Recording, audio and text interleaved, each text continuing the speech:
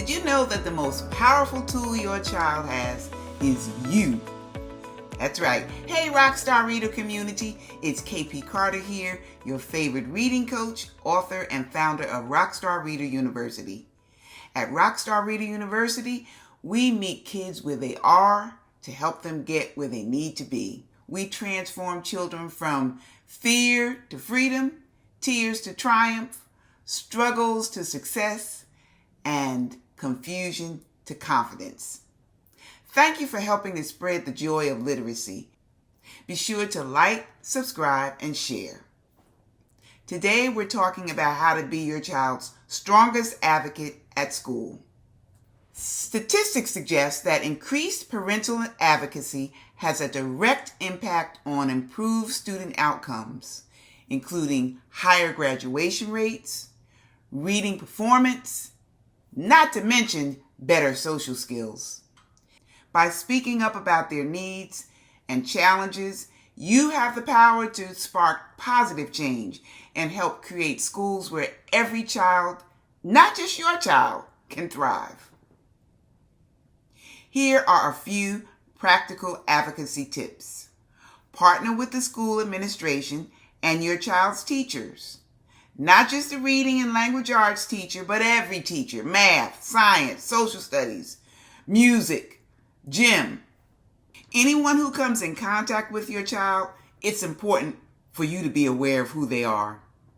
Oh, and I have to say this, as a former classroom teacher, it's always the best policy that if you have an issue with your child's teacher, attempt to resolve the issue with the teacher first before reaching out to the school administrator.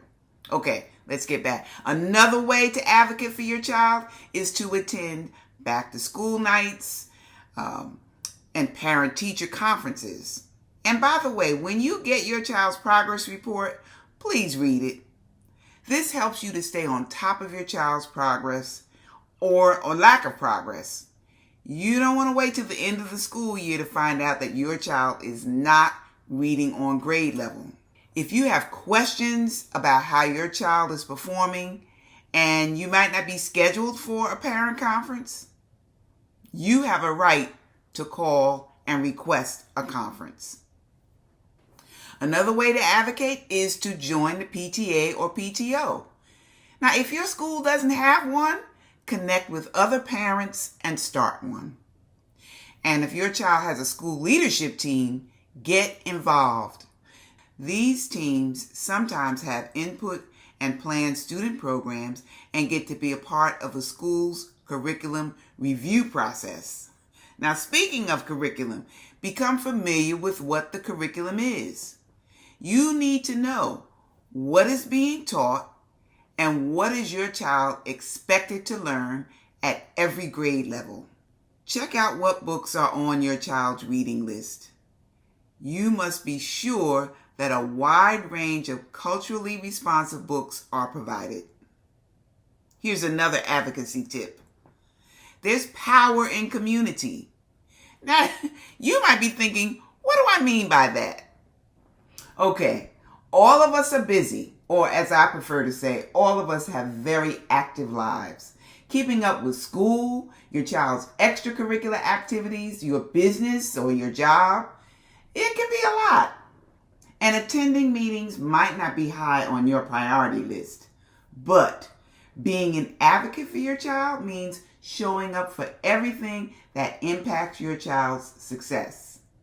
Your local school board meetings are essential. Get together with a few parents in your community and take turns attending those board meetings.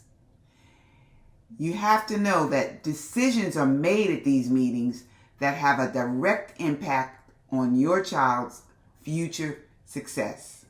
Check the link in the description for a free checklist to help you be a strong advocate for your child.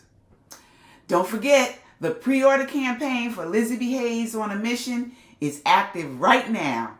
When you pre-order, you will receive a free audiobook. Join the Lizzie B crew and connect with characters to discover ways to help your child manage emotions, make decisions, and be all that they can be. click the link in the description below to pre-order your signed copy. And until next time, keep reading.